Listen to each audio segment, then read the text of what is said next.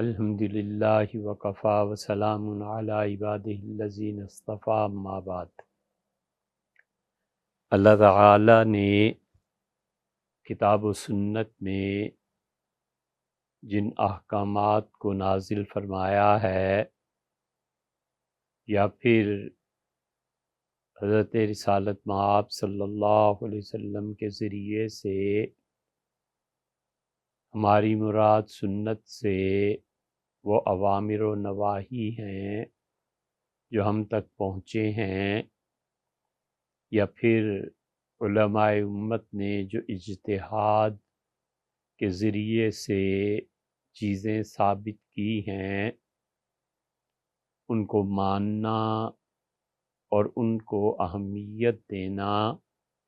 اور ان پہ عمل کرنا ہمارے لیے یہ واجب اور ضروری ہے۔ اللہ کا حکم کبھی کتاب سے ثابت ہوتا ہے، کبھی حضور اقدس صلی اللہ علیہ وسلم کی سنت سے، جو اللہ تک پہنچنے کے لیے، اس کے حکم تک پہنچنے کے لیے بہت مضبوط سہارا حضور صلی اللہ علیہ وسلم کا ہے، اور اسی طرح اللہ اور اس کے رسول صلی اللہ علیہ وسلم دونوں کے احکامات کو جاننے کے لیے خود اجتہاد کا حوالہ، بشرطے کہ کوئی مجتہد اس کا اہل ہو، یہ بہت مضبوط حوالہ ہے۔ پھر جب یہ احکامات لوگوں کے سامنے آتے ہیں تو کچھ لوگ تو وہ ہوتے ہیں جو کتاب و سنت میں وارد ان چیزوں کو دل و جان سے تسلیم کر لیتے ہیں، اور وہ کہتے ہیں کہ یہ حکم اللہ تعالیٰ کا ہے یا رسول صلی اللہ علیہ وسلم کا یا ائمہ کا اجتہاد ہے، تو ہمیں بہرحال اس کو ماننا ہے، اور یہی وہ صحیح راہ ہے جس راہ پہ چل کے اللہ کی خوشی اور جنت حاصل ہوتی ہے۔ کچھ لوگ وہ ہوتے ہیں جو درمیان میں عقل کو لے آتے ہیں اور بربنائے عقل ان کاموں کا، ان چیزوں کا، ان احکامات کا یا تو مذاق اڑاتے ہیں، اور اس میں اتنی گمراہی میں چلے جاتے ہیں کہ وہ کفر تک کا ارتکاب کر بیٹھتے ہیں۔ پھر تیسری قسم کے لوگ وہ ہوتے ہیں کہ جو شریعت کا حکم جانے بغیر اس کا مذاق اڑانے لگتے ہیں، اور شریعت کے اس حکم کو نہ ماننے کی وجہ ان کی عقل ہوتی ہے، لیکن ان کے دلوں میں کچھ نہ کچھ انابت ہوتی ہے، اور اگر انہیں سمجھا دیا جائے تو وہ لوگ اس بات کو مان جاتے ہیں اور پھر اپنا دین اور ایمان بچا لیتے ہیں۔ اور چوتھی قسم ان لوگوں کی ہوتی ہے جو شرعی حکم بیان کرتے ہیں اور شریعت کا وہ حکم نہیں ہوتا۔ وہ لوگ اگر بربنائے جہالت بیان کرتے ہیں یا اس لیے بیان کرتے ہیں کہ وہ نااہل ہوتے ہیں، تو پھر یہ ضروری ہے کہ ان کے حکم کو صحیح معنی میں جو اہل علم ہیں وہ واضح کریں، تاکہ ان کی لا علمی یا ان کی بے عقلی اس سے جو حکم وہ شریعت کا بتا رہے ہیں لوگوں کو، تو جو لوگ شریعت کے مذاق پہ اور شریعت کا مذاق اڑانے پہ پہلے ہی تلے بیٹھے ہیں، وہ ان کی جہالت سے فائدہ نہ اٹھائیں۔ امید ہے یہ سب چیزیں سمجھ میں آ گئی ہوں گی۔ ہم اس کو بالکل مختصر کرتے ہیں کہ کچھ لوگ شریعت کے احکامات کا مذاق اڑاتے ہیں اور ان کا طریقہ اور وتیرہ یہی ہے کہ اپنی دہریت اور دین سے بغض کی بنیاد پر ہر موقع پر شریعت کو تنقید کا نشانہ بنائے، اور جس حکم کا وہ مذاق اڑا رہے ہیں اہل علم پہلے دیکھتے ہیں کہ یہ حکم خدا کا ہے بھی یا نہیں۔ اگر وہ اللہ کا حکم نہیں ہے تو وہ انہیں سمجھانے کی غرض سے کہتے ہیں کہ بھائی یہ حکم اللہ کا ہے ہی نہیں۔ جس جاہل نے آپ سے بیان کیا ہے وہ جاہل ہے، وہ فتوے کا اہل ہی نہیں ہے، اور وہ گناہگار ہوا اس وجہ سے کہ اس نے شریعت کا مذاق اڑانے کا ایک موقع تم لوگوں کو فراہم کیا۔ شریعت کے احکامات سے جاہل تم بھی ہو، اور پھر مذاق بھی اڑاتے ہو، اور تمہارے نزدیک مذاق برابر ہے، چاہے وہ حکم کسی اہل کا ہو اور چاہے وہ حکم کسی نااہل کی زبانی سے آئے۔ اور ادھر جو شریعت کا حکم بیان کر رہا ہے وہ بھی شریعت کا دشمن ہے کہ جو حکم شریعت کا ہے ہی نہیں تم اپنے پاس سے اسے شریعت کہہ رہے ہو، تو تم لوگوں کو، کافروں کو، فاسقوں کو، دین بیزار لوگوں کو دین کا مذاق اڑانے کا ایک اور موقع فراہم کر رہے۔ چنانچہ ان دونوں گروہوں سے بچنے کے لیے اہل علم اور وہ جنہیں اللہ نے انابت دی ہے اور جو ان چیزوں کو جانتے سمجھتے ہیں اور خدا کا حقیقی حکم، شریعت کی روح اس تک پہنچنا چاہتے ہیں، تو اللہ نے یہ ذمہ داری لگائی ہے کہ اہل علم اس کو صحیح معنی میں بیان کرے، تاکہ بیک وقت جو مذاق اڑاتے ہیں ان پر بھی خدا کی حجت پوری ہو جائے، اور جو مذاق اڑانے کا سبب بنتے ہیں انہیں بھی شرم دلائی جائے کہ تم ایسے مواقع مت فراہم کرو کہ لوگ دین کا نام لے کر دین کا مذاق اڑائیں۔ چنانچہ اس کی متعدد مثالیں دی جا سکتی ہیں کہ جو اہل نہیں ہوتے جب وہ فتویٰ لکھنے بیٹھیں تو کتنی سنگین غلطیاں کرتے ہیں،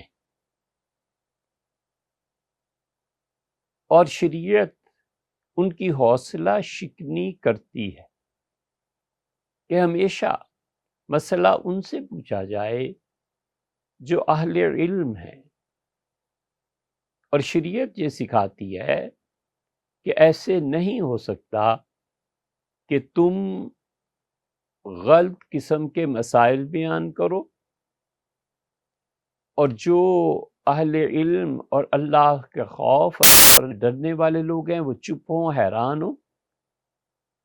اور دشمنوں کو مذاق اڑانے کا موقع ملے۔ اس کی ایک مثال مثلاً جہاد کے موقع پہ کچھ صحابہ کرام رضی اللہ عنہم نے اپنے امیر کی اطاعت کا انکار کیا، تو انہوں نے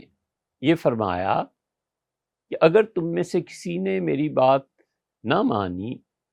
تو میں انہیں آگ میں ڈال دوں گا۔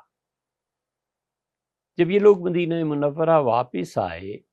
تو حضرت رسالت پناہ صلی اللہ علیہ وسلم نے اس حکم پہ ناراضی کا اظہار فرمایا،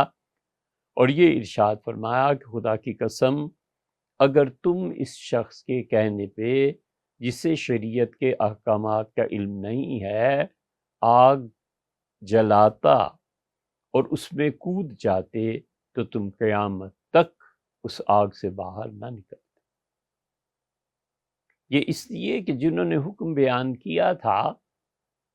وہ شریعت کے منشا سے بے خبر تھے، اور دوسری طرف اگر یہ امر واقعہ ہو جاتا، یہ پیش آ جاتا، تو لوگوں کو کھلی چھٹی مل جاتی کہ جو جس کو چاہے، جو حکم چاہے وہ دے۔ حضرت رسالت مآب صلی اللہ علیہ وسلم نے جہاں بھی اس قسم کی چیزوں پر توبیخ فرمائی ہے اور ان چیزوں کو سختی سے منع یا منسوخ کیا ہے، اصل بنیادی طور پر اس کی روح یہی ہے کہ جو شریعت کے اصول ہیں ان کی پیروی کی جائے۔ ان اصولوں کے تحت اگر کوئی اجتہاد کرتا ہے، کسی کی سمجھ میں آتا ہے یا نہیں آتا، مجتہد نے اجتہاد کیا اور اس کا اہل ہے تو اس کی مانی جائے گی، اور اگر کسی نے علم کا غلط استعمال کیا اور غلط حکم دیا تو اس کی مانی بھی نہیں جائے گی۔ اور اس موقع پر وہ جو اس کے اس شرعی حکم کا مذاق اڑا رہے ہیں، اگر ان کے دلوں میں یہ چھپا ہوا ہے کہ شریعت کا مذاق اڑائیں تو یہ تو بہت خطرناک معاملہ ہے، لیکن ان کے دل اچھے ہیں تو پھر اصل جرم ان کا ہے جو شریعت کو اس رنگ میں پیش کر رہے ہیں کہ لوگوں کو مذاق اڑانے کا موقع ملے۔ حال ہی میں امارت اسلامیہ افغانستان کی طرف سے ایک فتویٰ آیا ہے، اور فتویٰ یہ دیا گیا ہے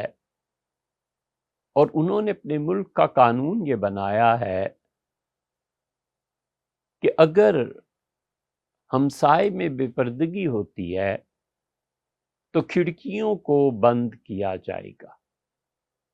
یہ اس سارے قانون کا خلاصہ ہے جو انہوں نے لکھا ہے اور ہم تک پہنچا ہے۔ اگر ہم تک جو کچھ چیز پہنچی ہے وہ چیز اصلاً ہے ہی نہیں تو پھر ہمیں کوئی حق نہیں پہنچتا کہ ہم اس بات پر اعتراض کریں۔ اللہ ہی حقیقی صورتحال کو بہتر جانتا ہے، لیکن جو کچھ ہمارے پاس آیا ہے وہ لوگ بار بار اس پر دریافت کر رہے ہیں، اور جو لوگ شریعت کا مذاق اڑانے کے لیے اس حکم کو دنیا بھر میں اچھال رہے ہیں، اگر یہ سچ ہے تو حقیقی صورتحال آپ کے سامنے رکھی جاتی ہے تاکہ اس سے اس گروہ کو فائدہ پہنچے جو لوگ شریعت پر واقعی عمل کرنا چاہتے ہیں کہ وہ جانیں اس کھڑکیاں بند کرنے کی اصل بات ہے کیا، اور ان کو بھی فائدہ پہنچے جو الحاد کے مقابلے میں شریعت کا دفاع کر رہے ہیں۔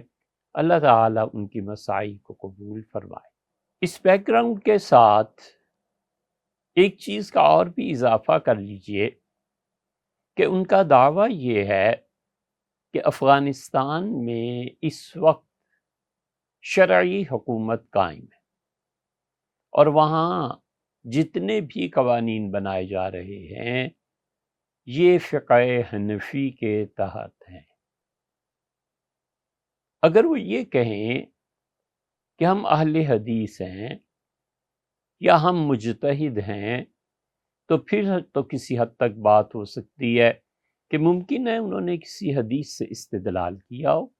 اور وہ حدیث ہم تک نہ پہنچی، اور عین ممکن ہے کہ وہ یہ کہیں کہ یہ ہمارا اپنا اجتہاد ہے، پھر اجتہاد پہ بحث ہو سکتی ہے، لیکن صورتحال ایسی نہیں ہے۔ وہ یہ کہتے ہیں کہ فقہ حنفی کے تحت اپنے ملک کو چلا رہے۔ اس فقہ حنفی کا دعویٰ کرنا اور ایک پورا گروہ ہم سمیت ایسا ہے جو انہیں خوارج ہی سمجھتے اور کہتے آئے ہیں، ان کا موقف یہ ہے کہ ان خارجیوں کو کوئی حق نہیں دیا جا سکتا کہ وہ فقہ حنفی کو لوگوں کے سامنے بگاڑ کر پیش کریں اور پھر اپنی شدت پسندی کو حنفیت کا نام دیں۔ توجہ کرنے کی ضرورت ہے کہ اب چند ماہ سے انہیں برسر عام پورے میڈیا میں فتنۃ الخوارج یا خارجیوں کے عنوان سے یاد کیا جا رہا ہے، لکھا جا رہا ہے، لوگوں کے سامنے پیش کیا جا رہا ہے، تو شرعاً اتنا حق تو بنتا ہے کہ جو انہیں شریعت کے مطابق اور خلافت کی تجدید و احیاء اور اس طرح کے القاب ان طالبان کو دیتے رہے ہیں اور اس کے لیے جد و جہد کرتے رہے ہیں، اب سامنے آ کر ایک مرتبہ اتنا تو کہہ دیں کہ وہ خارجی نہیں، بس اتنا کہہ دیں۔ اخلاقی طور پہ اب یہ بھی ہمت نہیں ہو رہی، اب اخلاقی طور پہ یہ کہنے کی سکت نہیں ہے۔ پہلے کیوں کہا جا رہا تھا؟ ہم اس وقت بھی یہ کہتے تھے اور اب بھی ڈنکے کی چوٹ کہتے ہیں کہ حنفی فقہ کا دعویٰ کرنے کے ساتھ ساتھ اپنی خارجیت کو حنفیت کے نام پر پیش کرنا یہ بھی جرم ہے، اور اس موقع پہ جو لوگ علم کے باوجود خاموش رہیں گے وہ بھی جرم کا ارتکاب کریں گے۔ چنانچہ یہ ضروری ہے کہ ہم اس مسئلے پہ بات کریں، جبکہ بہت سے لوگوں نے اس کی طرف توجہ دلائی ہے۔ ایک گروہ وہ ہے جو ہمارے دوستوں ہی پہ مشتمل ہے، اور ایک گروہ وہ ہے جو اس آڑ میں دین کا مذاق اڑانا چاہتے ہیں کہ لو جی اب ہوا بھی بند اور اب روشنی بھی بند اور اب کھڑکیاں بھی نہیں رکھی جا سکتی، اور اس کے ساتھ ساتھ دین کا مذاق اڑانا کہ اگر کل کو کوئی شریعت کے مطابق حکومت آ گئی تو ایسے ہوگا، اور وہ شرارت پسند قسم کے لوگ دین کا اور حنفی فقہ کا مذاق اڑانا چاہتے ہیں، ولیعذ باللہ۔ اس لیے ان کی جو تحریرات سامنے آئیں ان میں بالکل کوئی بھی احترام کا پہلو نہیں ہے، اور وہ تحریرات ظاہر کرتی ہیں کہ سوائے اس بات کے کہ فقہ حنفی کے ایک مسئلے کا یا دین کا مذاق اڑایا جائے اور کچھ بھی، ہمیشہ اعتدال میں رہنا چاہیے،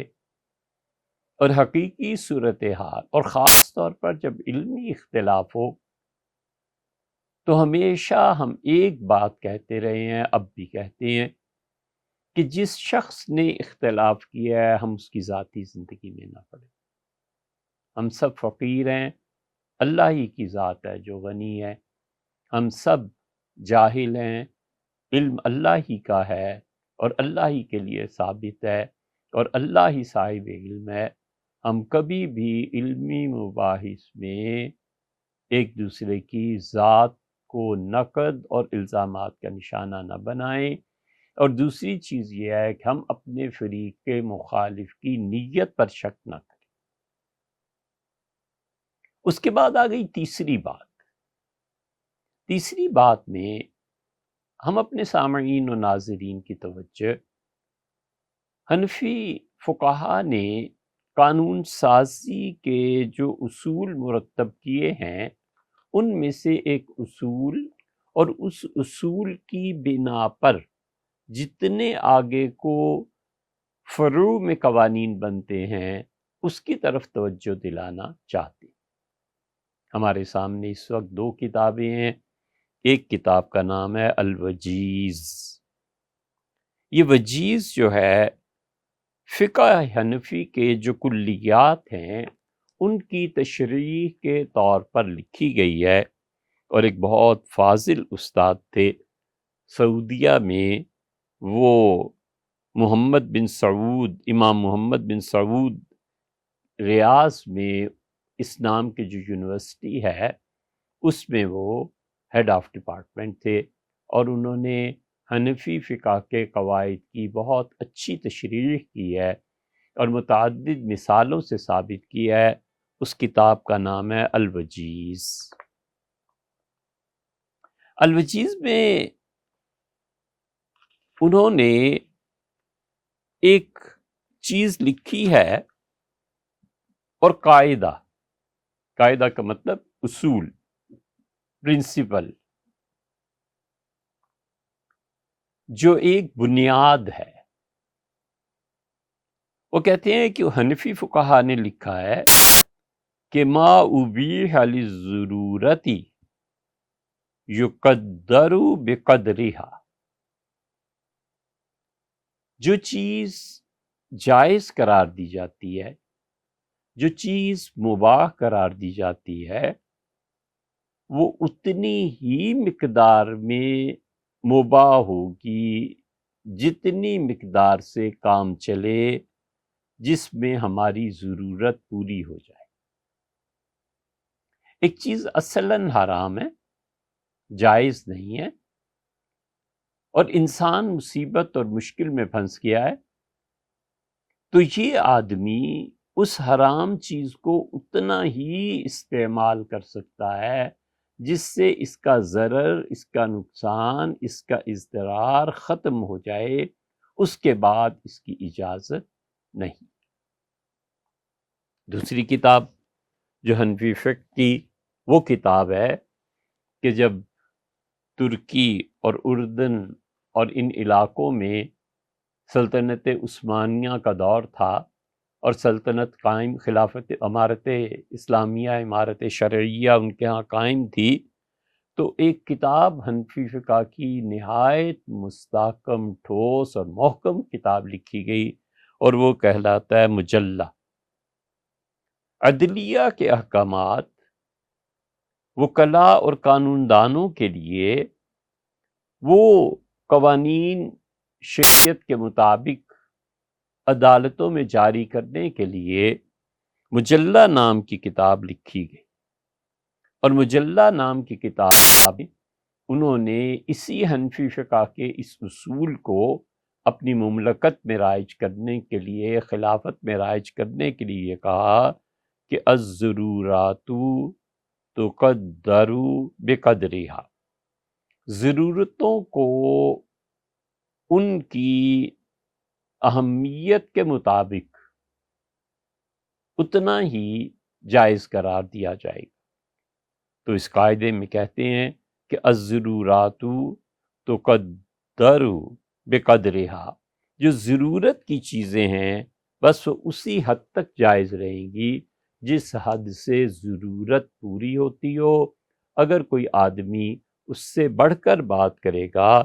تو وہ آدمی ٹھیک کام نہیں کرے گا۔ آخری بار نفس قانون کو ایک مرتبہ پھر بیان کر دیتے ہیں کہ کوئی آدمی اضطرار، پریشانی، مصیبت میں ہے، اگر وہ اپنی مصیبت کو دور کرنے کے لیے کوئی شرعی حکم کو توڑتا ہے، اب نہ توڑے تو اس کی جان جاتی ہے، نہ توڑے تو اس کو سخت نقصان پہنچتا ہے۔ اب شریعت کی نظر میں کیا اس انسان کی ضرورت کو تقدم حاصل ہوگا، اس کا خیال کیا جائے یا شریعت کے حکم کا خیال کیا جائے؟ شریعت کہتی ہے کہ دیکھو قانون ہمارا ہے، اگر تمہیں کوئی ضرر، تکلیف، پریشانی، مصیبت شدید ہے تو تم اس قانون میں سے ایکسیپشنل کیس بنا کر ڈیل کیے جا سکتے ہو، لیکن دیکھو اس سے اتنی چیز لینا جس سے تمہاری ضرورت پوری ہو جائے، اس سے زیادہ کرو گے تو تم گناہ گار ہو جاؤ گے، اور اللہ تعالیٰ کے قبضے میں ہے، وہ معاف کرے یا نہ کرے۔ اس قانون کی امید ہے کہ جناب والا کو سمجھ آ گئی ہوگی، لیکن ہم اس کی 7 مثالیں آپ کے سامنے رکھتے ہیں تاکہ آپ یہ جان سکیں کہ یہ خوارج شریعت کا نام لے کے فقہ حنفی کو جو بدنام کرنے کا سبب بنتے ہیں اور ملحدین کو ہمارا مذاق اڑانے اور اسلام کو اتنا تنگ دین سمجھنے کی جسارتیں کرتے ہیں اور تقریریں کرتے ہیں اور چھپواتے ہیں، ان کا بھی سدباب ہو سکے۔ ہم میں سے کسی انسان کا حق اور اختیار نہیں ہے۔ اللہ کا خوف چاہیے، اللہ سے ڈرنا چاہیے کہ جو سہولتیں شریعت نے نہیں دی، ہم محض انسانیت کے نام پہ ان چیزوں کا ارتکاب کریں، اور جو شریعت نے سہولتیں لوگوں کو دی ہیں، محض اپنی جہالت، لا علمی کی وجہ سے ان سہولتوں کو لوگوں تک پہنچنے سے روکیں۔ نہ ہم ایک عروج پر جائیں اور نہ ہم دوسرے عروج پر جائیں۔ شریعت کہتی ہے یہ چیز حرام ہے، آدمی اس چیز کے بغیر مر رہا ہے، اب کیا کریں؟ اگر ہم اس کو حرام کے ارتکاب کی اجازت دیتی ہیں تو شریعت کا حکم ٹوٹ رہا ہے۔ ہم کہتے ہیں کہ بالکل اس کی اجازت نہیں ہے تو مر جائے گا۔ اب اس آدمی کو بقدر ضرورت جس سے اس کی جان بچ سکے، اس کی پہلی مثال آپ کے سامنے رکھتے ہیں، اور پہلی مثال اس کی اللہ تعالیٰ نے خود قرآن کریم میں ارشاد فرمایا ہے۔ اللہ تعالیٰ نے بتایا ہے کہ اگر کوئی آدمی بھوک سے مرنے لگے، پیاس سے مرنے لگے، تو جو سور کا گوشت اصلاً حرام ہے، اس کا چھونا بھی جائز نہیں ہے، اس گوشت کو کھانا تو درکنار والعیاذ باللہ، چھونا بھی جائز نہیں۔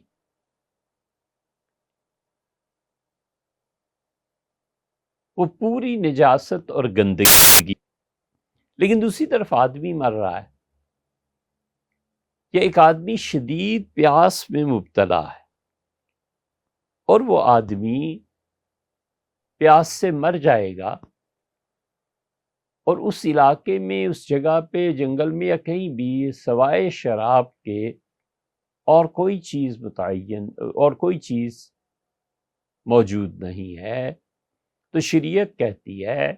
کہ تم اس سور کے حرام گوشت سے بس اتنا کھا سکتے ہو جتنا کھانا تمہاری زندگی کو بچا لے۔ اور شریعت کو معلوم ہے کہ یہ 2-4 لقمے زائد ہی کھا جائے گا، تو اللہ نے بتایا،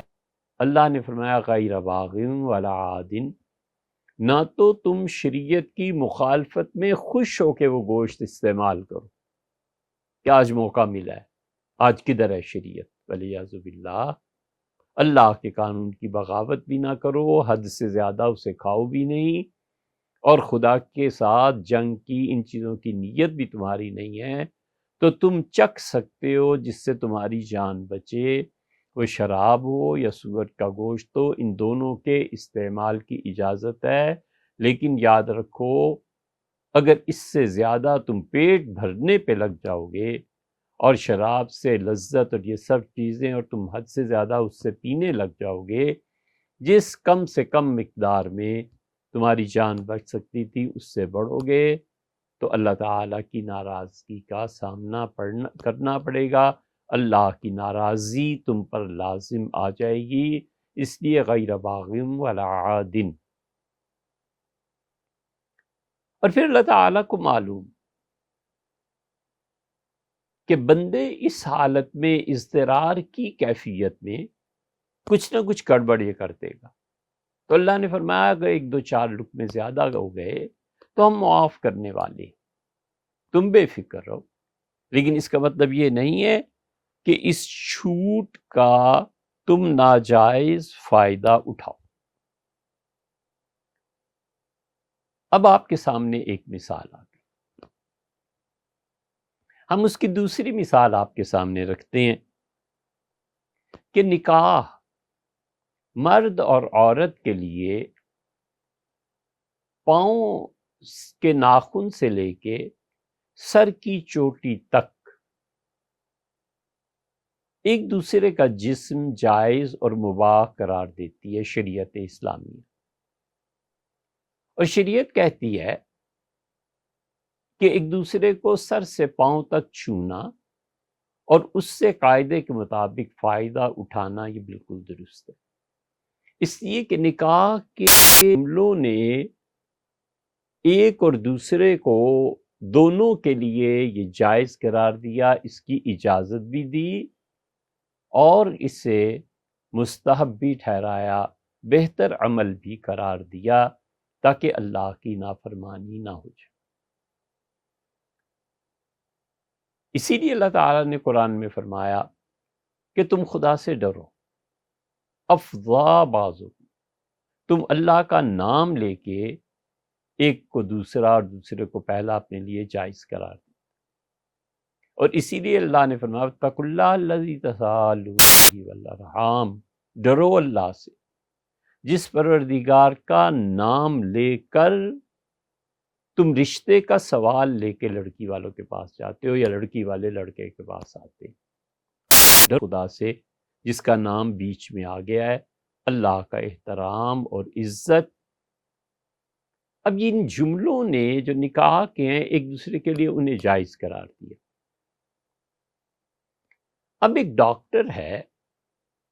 اور ولادت کا مسئلہ ہے تو وہ بچے کے نام پر جتنا جسم کا حصہ کھلنا چاہیے اس سے بڑھ کر کوئی بات کرتا ہے تو اللہ کے ہاں پکڑا بھی جائے گا اور خدا ضرور اس کو اس عمل پر پوچھے گا۔ رہتی ہے کہ بچے کا اس دنیا میں آنا یہ ایک شرعی چیز ہے، یہ ایک عقلی چیز ہے، یہ بالکل ٹھیک ہے، فطرت کے مطابق ہے، لیکن جتنی جگہ کی اس عمل میں ضرورت پیش آتی ہے بس اس جگہ کو دیکھنا جائز ہے، اور اس کے علاوہ اگر وہ دیکھنا چاہے تو اس کے لیے جائز نہیں۔ اب دیکھیے اصل میں اس جسم پر پردہ ہونا چاہیے، شریعت کا حکم یہی ہے، کسی صورت اسے کھولنے کی اور دوسرے کو دیکھنے کی اجازت نہیں، کیونکہ یہ شوہر نہیں ہے، یہ غیر محرم مرد ہے۔ فقہا کہتے ہیں وہ حکیم ہے، وہ جراح ہے، وہ سرجری کر رہا ہے، کچھ بھی ہے وہ اس کا غیر ہے، اس کے لیے جائز ہی نہیں ہے کہ اس پہ نظر ڈالے۔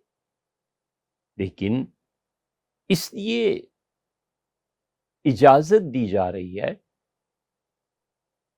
کہ نسل انسانی کا سلسلہ خدا کو مطلوب ہے۔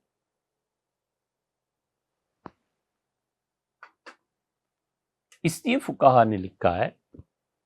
کہ ایسے کپڑے استعمال کیے جائیں کہ جس حصے کی ضرورت ہے بس طبیب اتنا دیکھے، ڈاکٹر اتنا دیکھے اور اس جگہ پر اپنا عمل جاری رکھے، باقی نہیں۔ تو جو اصل میں حرام چیز تھی شریعت نے انسانی ضرورت کے تحت اسے درست قرار دے دیا اور کہا کہ دیکھو اس حرام چیز کا ارتکاب ہو نہیں سکتا تھا مگر ہم نے انسانی ضرورت کے تحت اسے معاف کیا، بس ٹھیک ہے تم اپنا کام کرو۔ تیسری مثال ہم کو آپ کو دیں کہ ایک آدمی نے قرض دینا ہے، مثلا اس نے 10 لاکھ قرض دینا ہے۔ اب پارٹی گئی اور اس نے اپنا مطالبہ سامنے رکھا اور اس نے کہا کہ آپ نے 2024 میں ہمارا قرضہ 10 لاکھ دینا تھا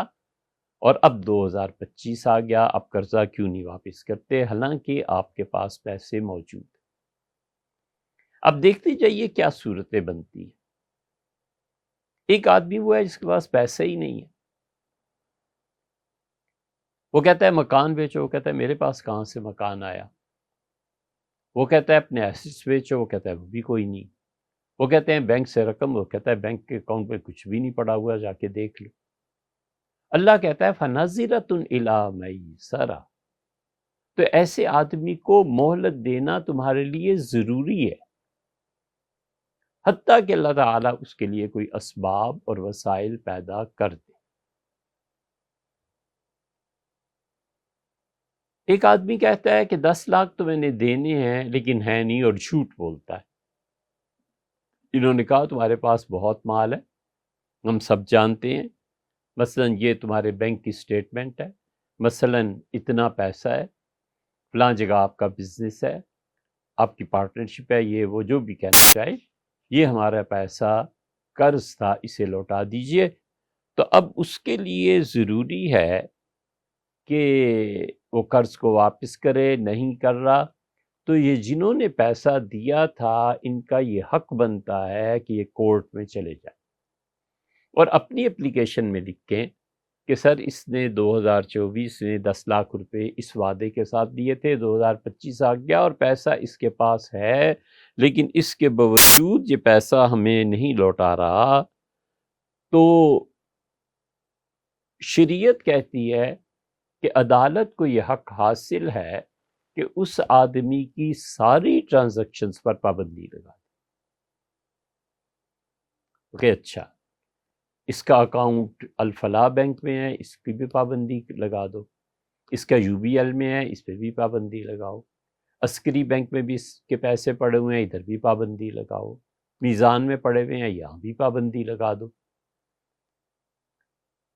گرینڈلیز میں پڑے یہاں بھی پابندی، ہر طرف اس کی پابندی لگا کر وہ کہتا ہے کہ اچھا اتنے کروڑوں پڑے ہیں اور 10 لاکھ جو تم پہ دینا واجب ہے، سونا اور چاندی ہم اس سے اتنا لیں گے جس سے تمہارا قرض ادا ہو جائے، قرض کو دے دو۔ وہ بینک کو لکھ بھیجتے ہیں کہ 10 لاکھ روپے اس شخص کے اس اکاؤنٹ سے دے دیں، اور جب دے دیں تو ہمیں رپورٹ کریں، اس کے بعد سارے اکاؤنٹس کھول دیے جائیں۔ ایک بات عدالت دیکھتی ہے اور کہتی ہے اور شریعت کے مطابق فیصلہ کرتی ہے اور کہتی ہے کہ اگر 10 لاکھ تم اس کے لے لو گے نا تو اس کی ضروریات زندگی بہت متاثر ہوں گی۔ وہ کہتا ہے جی بچوں کی تعلیم کے لیے مجھے پیسہ اس مہینے ادا کرنا ہے، یہ کرنا ہے، یہ کرنا ہے۔ شرعی عدالت اس کی ضروریات کو دیکھے گی اور کہے گی کہ صاحب 5 لاکھ اس کا فرض کر لیجئے ضرورت سے زیادہ ہے، وہ ہم آپ کو دیتے ہیں، یہ 5 لاکھ آپ لیں اور 5 لاکھ کے لیے اس کو اتنے مہینے کی مہلت دے دیں، اور شریعت کے مطابق وہ پوچھتے ہیں بھی کتنے مہینے، وہ کہتا ہے جی 5 مہینے کی، تو کہتے ہیں ٹھیک ہے جی 5 مہینے کی مہلت عدالت اسے دے رہی ہے شرعی فیصلے کے مطابق۔ تو یہ جو ادائی اس نے کرنی ہے، اس کے پاس جتنی کیش ہے، سونا ہے، چاندی ہے، یہ 3 چیزیں، یہ ادائی ہوگی۔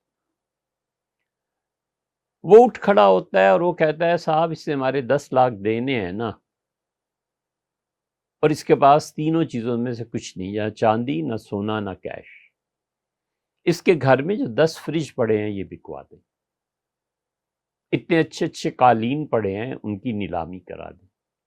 اس لیے کہ یہ اس کی بنیادی ضروریات زندگی میں سے نہیں ہے۔ فریج ہے ایک، وہ ضروریات زندگی میں مان لیا جائے تو 4 جو اور باقی پڑے، اتنے اچھے پردے لٹک رہے ہیں، ان پردوں کو کم بھی کیا جا سکتا ہے، نیلام کرا دیں۔ گھر کی اشیاء میں ان لوگوں کے پاس 10 ڈنر سیٹ رکھے ہوئے ہیں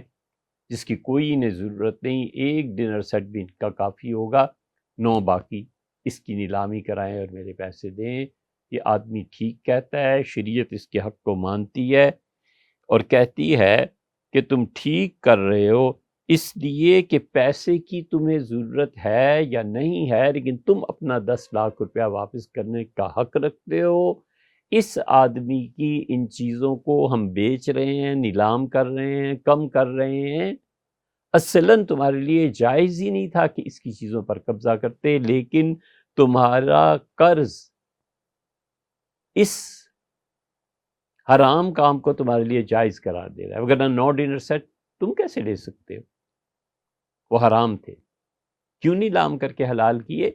اس لیے کہ ضرورت اس چیز کی پیش آ گئی کہ 10 لاکھ والے کو قرضہ ادا کیا جائے۔ ایسے ہی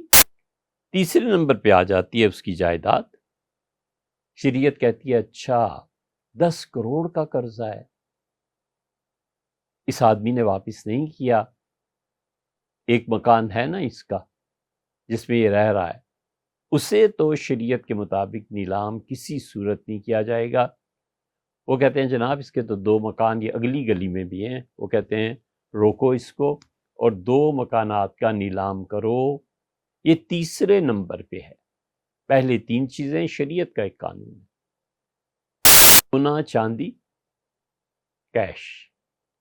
اس کو کیا حق پہنچتا ہے دوسرے سے سونا چاندی کیش لے؟ ہاں حق پہنچتا ہے اس لیے کہ اس نے 10 لاکھ یا 10 کروڑ سے دیے ہوئے تھے،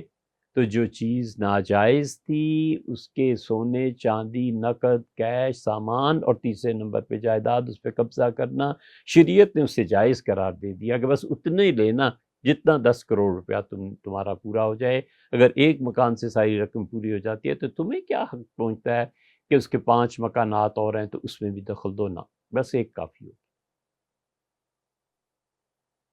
تو یہ اصول ہوا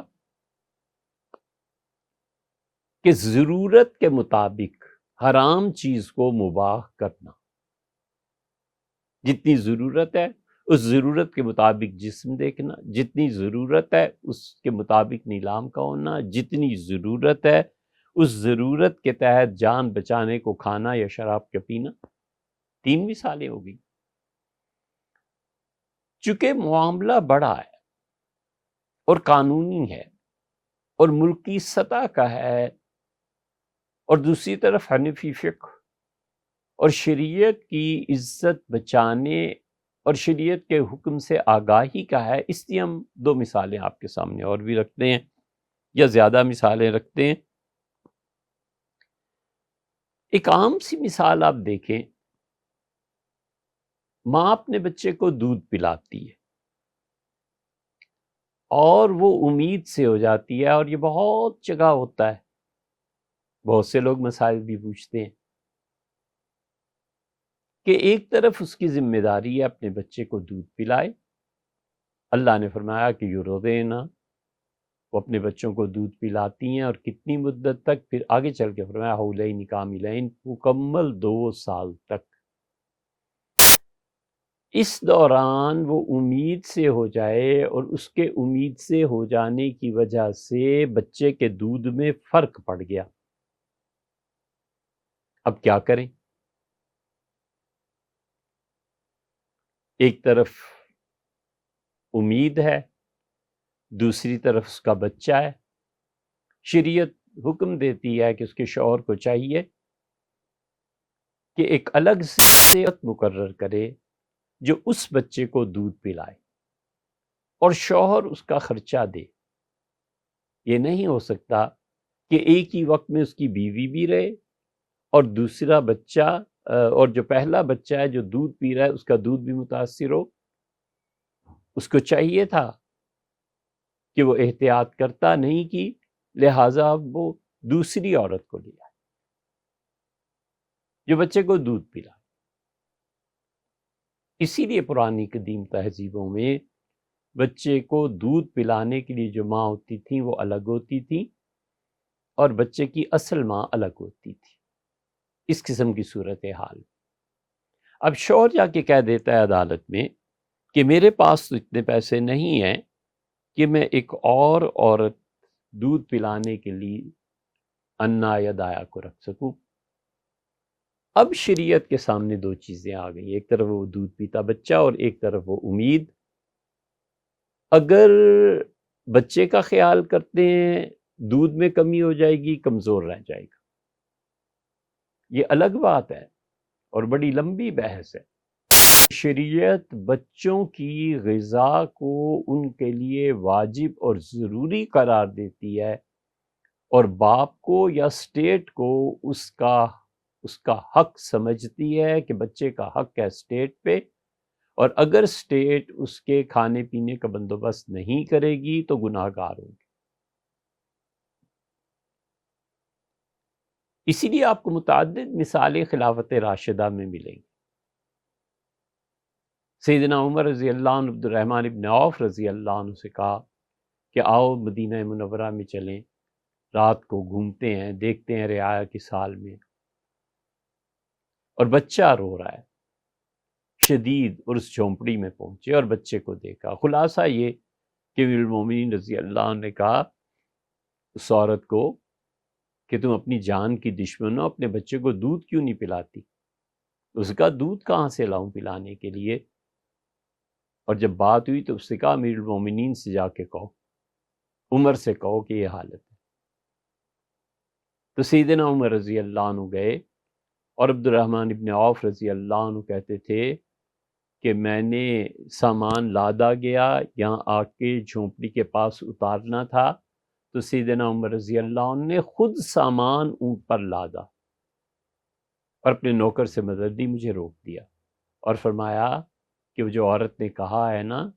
میں اگر رعایا میں اس کا حق ادا نہ کر سکا تو عبد الرحمن قیامت میں اللہ مجھ سے پوچھے گا، تم سے نہیں، اس لیے چھوڑ دو،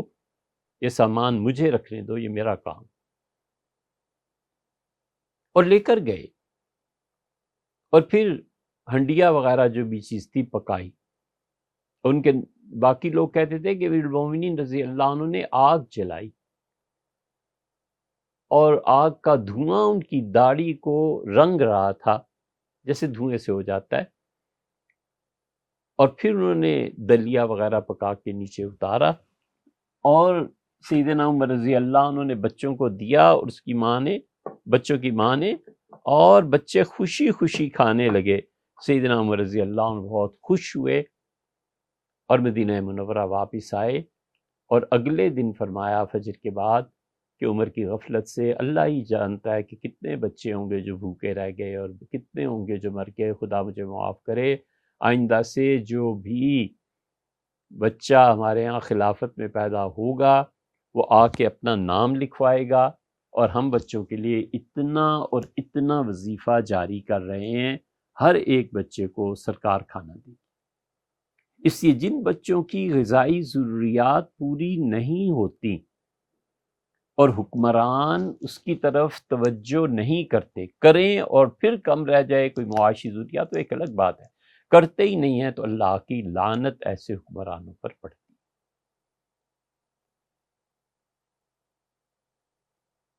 واپس آتے ہیں کہ اب شریعت کے سامنے ایک بچہ ہے، اس سے دودھ پینا ہے، ایک بچہ ہے جس نے کسی نہ کسی دن جنم لینا ہے، اب کیا کرے؟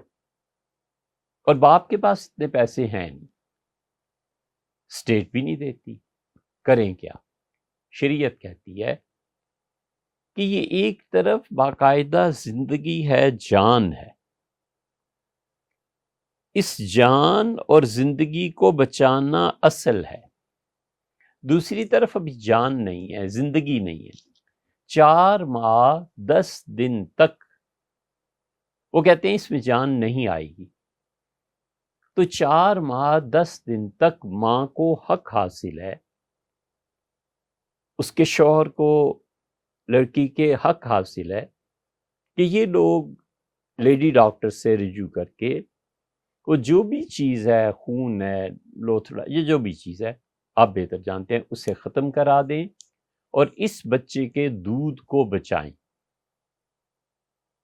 آپ نے غور فرمایا کہ وہ جو چیز ضائع کر رہے ہیں، واش کرا رہے ہیں، جو کچھ بھی کر رہے ہیں، اصلاً تو یہ بھی جائز نہیں تھا، لیکن بچے کی دودھ کی وجہ سے اس کو کرنا پڑا، اور اگر جان آ جائے اس میں 4 مہینے 10 دن کے بعد تو پھر وہ بھی جائز نہیں، کیونکہ دونوں طرف انسانی زندگی کا مسئلہ ہے۔ شریعت کہتی ہے کہ اس کے دودھ کا کچھ بھی کرو، بندوبست کرو اور اس پروسیس کو بھی چلنے دو، کیونکہ اب اس میں بھی جان ہے، ورنہ وہ قتل کا ارتکاب ہے۔ ایک ناجائز چیز کو شریعت نے جائز قرار دیا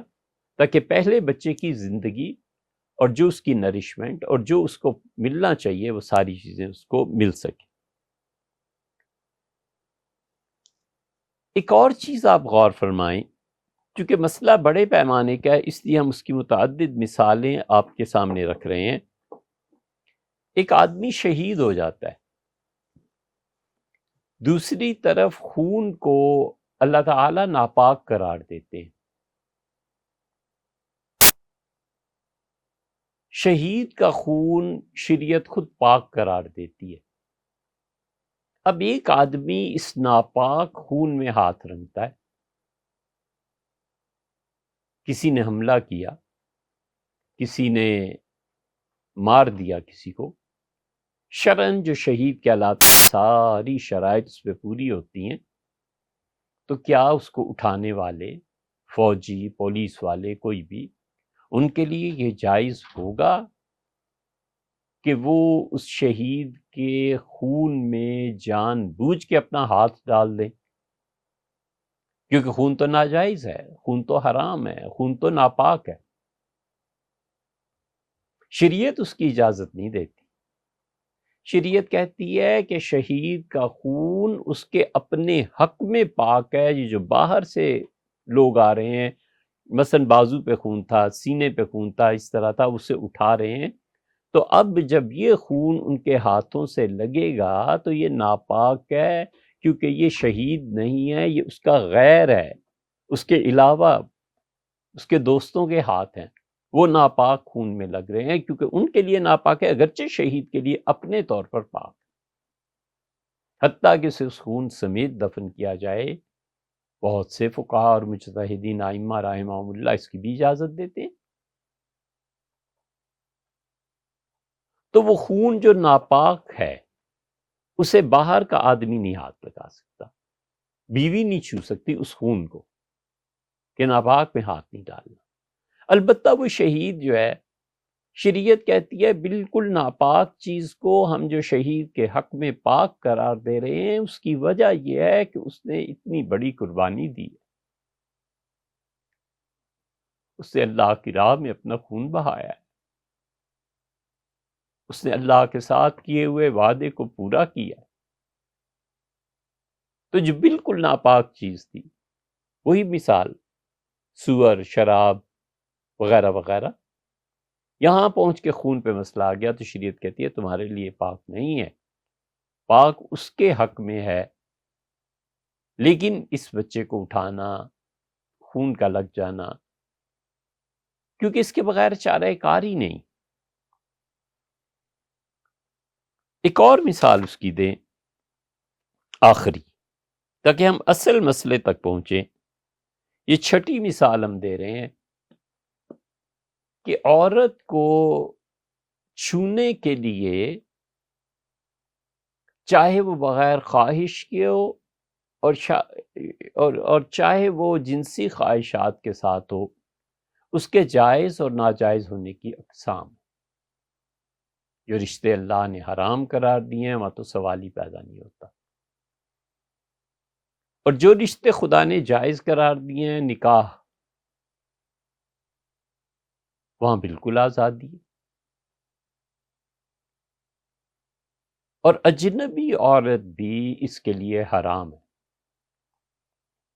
ایک خاتون مارکیٹ میں جا رہی ہیں، انہوں نے برقع اوڑھا ہے یا نہیں اوڑھا، اور وہ لباس کچھ بھی پہنا ہے یا نہیں پہنا،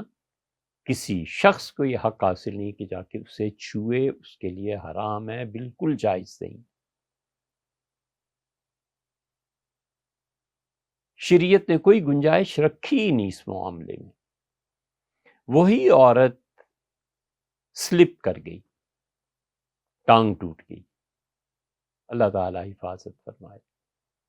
وہی عورت پانی کے تالاب میں گر گئی، یہ آدمی جو اس کو نکالنے کے لیے پانی میں کود گیا، یہ جس کی ٹانگ ٹوٹی ہے، اس کو اٹھانے کے لیے دو چار دکاندار راہگیر کھڑے ہو گئے اور اٹھایا۔ اس میں سے کسی کی نیت کتنی خراب کیوں نہ ہو، شریعت کہتی ہے اصل میں یہ حرام تھا، لیکن ہم وقتی طور پہ اس لیے اسے جائز قرار دے رہے ہیں کہ اس عورت بیچاری کی زندگی موت کا مسئلہ ہے، ہڈیاں ٹوٹ گئی، ہڈی ٹوٹ گئی، یا وہ سوئمنگ یا جس طرح مرنے لگی تھی۔ یہاں کوئی نہیں کہے گا کہ تم پہلے نکاح کرو اور انتظار کرو اور یہ کرو، کچھ نہیں۔ وہ کہتی ہیں سیدھے سیدھے اس کی جان کو بچاؤ، اسے جو چھونا حرام تھا اس کی جان کے پیش نظر شریعت کہتی ہے کہ اس کو چھونا اب تمہارے لیے جائز ہے، اتنی ہی دیر جتنی دیر میں اس کی جان خطرے سے باہر آ جائے، ہسپتال پہنچ جائے، ڈاکٹرز کے حوالے ہو جائے۔ تو جب ڈاکٹر ہے تو پھر حکم بدل جائے گا۔ امید ہے کہ اب آپ اس قانون کو سمجھ گئے ہوں گے جس قانون کو شریعت کہتی ہے، فقہ حنفی کہتی ہے کہ ہم حرام چیز کو اس وقت اور اتنی مقدار میں اتنی دیر کے لیے جائز قرار دیتے ہیں جہاں پر پہنچ کے زندگی موت نہیں، انسانی ضروریات کا مسئلہ پیش آ جائے۔ ہم کہتے ہیں کہ اس موقع پہ حرام چیز اتنی مقدار میں یا اتنے ٹائم کے لیے درست قرار پاتی۔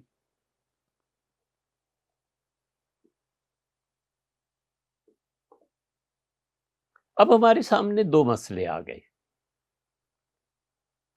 ایک ہے کہ ہم نے دیوار میں کھڑکی لگانی ہے، ادھر ہمارے ہمسائے ہیں، ان کی خواتین ہیں، صحن میں بیٹھتی ہیں، اور ہمارے اور ان کے درمیان سانجھی مشترک ایک دیوار ہی ہے۔ اگر اس دیوار میں کھڑکی لگائی جاتی ہے تو یہاں سے نظر ان خواتین پر پڑتی ہے، اور اگر آپ منع کرتے ہیں کہ کھڑکی نہ لگائی جائے اور ہمسایہ کہتا ہے کہ چونکہ یہاں سے نظر ادھر پڑتی ہے لہٰذا میں آ کے اب تمہاری سیڑھی بھی توڑ دوں گا، کمرہ بھی توڑ دوں گا، کھڑکیاں بند کر دوں گا، یہ کر دوں گا، وہ کر دوں گا، تو کیا اسے یہ حق حاصل ہے کہ جس کھڑکی سے ہوا اور روشنی ادھر آتی ہے ان چیزوں سے اسے محروم کر دیا جائے؟ اور اگر آپ اجازت دیتے ہیں تو وہاں نکاح پڑتی ہے، غیرت کا مسئلہ بن جاتا ہے۔ کرنا کیا چاہیے؟ فقہا کا جو فقہ میں مسئلہ لکھا ہے وہ پڑھ دیتے ہیں، سارا مسئلہ حل ہو جاتا ہے۔ حنفی فقہا کہتے ہیں کہ وَإِذَا أَحْدَثَ رَجُلٌ فِي بِنَائِهِ، جب کسی آدمی نے دیوار بنائی، گھر بنایا، کوٹھی بنائی، اور اس میں اس نے شباکن کھڑکیاں رکھیں، تو پھر علی مقرر نساء جارہ یتل علی مقرر نساء جارہ، وہاں سے نظر جاتی ہے ہمسائے کی خواتین کی طرف، لا یؤمر بہدم الحائط، ہم حنفی فقہ میں اس دیوار کو توڑنے کا حکم نہیں دے سکتے۔ اور اس کے ساتھ ساتھ وسد شباکہ، اور ہم یہ بھی نہیں کہہ سکتے کہ تم کھڑکی کو بند کرو، نہ اسے ہم کھڑکی کے بنانے سے روک سکتے ہیں کہ توڑ دیں جا کے کھڑکیاں، جیسے کہ انہوں نے حکم دیا ہے کہ بند کر دیں افغان عمارت نے۔ فقہائے حنفی کہتے ہیں، حنفی فقہاء رحمہم اللہ وکثر اللہ سوادہم، وہ کہتے ہیں کہ اس کو بند کرنا کھڑکی کو یہ جائز نہیں ہوگا، اس دیوار کو توڑ دینا یہ بھی جائز نہیں ہوگا، بل یقدر ما یرفع الضرر عن جارہ، بلکہ ہمسائے سے یہ کہا جائے گا کہ آپ اس کھڑکی کو اس طرح سے کریں کہ آپ کی ہوا روشنی جو بھی اس کے منافع ہیں وہ قائم رہیں اور نظر ادھر نہ پڑے، بصورت تمنع النظر، کہ صورت کہ آپ کی نگاہ وہاں نہ پڑے، لیکن ہم بالکل کھڑکی سے محروم کر دیں یہ نہیں ہو سکتا۔ مثلا ہمسایہ کہتا ہے صاحب آپ کو روشنی چاہیے نا، ہوا چاہیے، آپ اس کھڑکی کو اس حد تک نہ رکھیے کہ ہمارے ہاں پردے کا مسئلہ پیدا ہو، آپ 2 فٹ اگر بڑھا دیں گے نا تو یہ چیزیں آپ کو حاصل رہیں گی۔ ایک آدمی کہتا ہے کہ جی ٹھیک ہے، آپ نے یہ سارے جہاں سے بھی یہ شیشے لگا دیجیے۔ تیسرا آدمی آتا ہے اور کہتا ہے روشن دان بڑے بڑے لگا دیں، اور ان کے ساتھ آپ دھاگے ڈوریاں باندھ دیں، ایک ڈوری سے روشن دان کھینچ لیا، کھل گیا، دوسری ڈوری سے اسے بند کر لیا۔ یہ اب بھی رائج ہے، پہلے زمانوں میں بھی رائج تھا، لیکن وہ کسی صورت یہ نہیں کہتے کہ آپ کھڑکی کو مکمل طور پہ بند کر دیں، کیونکہ اگر آپ یہ کریں گے تو بنیادی طور پر ضروریات زندگی میں سے ایک پوری ضرورت آپ اس کی سلب کر رہے ہیں، اس تک ہوا نہیں پہنچے گی، اس تک روشنی نہیں پہنچے گی، اور اس کے ساتھ ساتھ وہ جو قید تنہائی ہے اس گھر کے لیے، اس میں کوئی خاتون رہتی ہیں، کوئی مرد اکیلا رہتا ہے، تو اس کے پاس تو سوائے ایک دروازے کے ہے ہی کچھ نہیں، تو نفسیاتی مریض بن گیا، تو پھر اس کا کون علاج کرے؟ اس لیے فقہا کہتے ہیں نظر حرام ہے، دیکھنا ناجائز ہے۔ بالکل ٹھیک ہے جی، جب یہ حرام ہے تو ہم اس لیے کہتے ہیں کھڑکی کو بند کر دو، حرام کام میں نہ پڑو۔ حنفی فقہا کہتے ہیں نہیں، اسے کہو کوئی مناسب صورت اختیار کرے، کھڑکی بھی رہنے دے، روشن دان رہنے دے، ہوا اور لائٹ اور ان چیزوں کا جو تصور ہے وہ سارے کے سارے اس کے ساتھ قائم رہیں گے۔ ہم اس کو نہیں کہتے کہ دیوار توڑ دے، ہم یہ نہیں کہتے کہ اوپر جانے کے لیے جو سیڑھی ہے اسے ہی توڑ دو تاکہ یہ پہنچ نہ سکے، ہم یہ نہیں کہنے کے مجاز بالکل اجازت نہیں ہے کہ کھڑکیوں کو بند کر دیں۔ ہاں ہم یہ کہیں گے کہ بھئی دیکھیں آپ کوئی ایسی صورت اختیار کر لیں کہ بنیادی حقوق آپ کے محفوظ رہیں، نظر کا مسئلہ ہے، نظر ادھر نہیں پڑنی چاہیے۔ یہ حنفی فقہا نے لکھا ہے۔ بہت سے حضرات نے اس سوال کو پوچھا بھی ہے، کچھ لوگوں نے باقاعدہ مذاق اڑایا ہے کہ یہ تمہاری شریعت ہے جو کھڑکی تک نہیں کھولنے دیتی، ولیعذ باللہ۔ تو شریعت کے دفاع میں اور مسئلے کی حقیقی صورتحال کو واضح کرنے میں یہ بات کی گئی ہے۔ اللہ تعالیٰ درگزر فرمائے، غلطی ہو گئی ہوگی تو اللہ تعالیٰ درگزر فرمائے۔ یہ اس لیے ہے کہ آپ سوچیں کہ امت کی قیادت میں علم نہیں رہا، امت کی قیادت میں تقویٰ نہیں رہا، یہ مذہبی رہنما ان میں علم نہیں رہا، اور بربنائے جہالت امت کی قیادت کر رہے ہیں، تو پھر تو یہ مسائل پیدا ہوں گے ہی، پھر تو وہ طبقے پیدا ہوں گے جو شریعت کا مذاق اڑائیں گے۔ ہم ان پہ برستے ہیں، لعنتیں بھیجتے ہیں، قتل کرنا چاہتے ہیں، کرتے ہیں، لیکن ہمیں یہ بھی تو سوچنا چاہیے کہ خود ہماری صفوں میں جو فتوے کے معیار پر پورے اترتے ہیں کتنے ہیں اور ان کا علم کتنا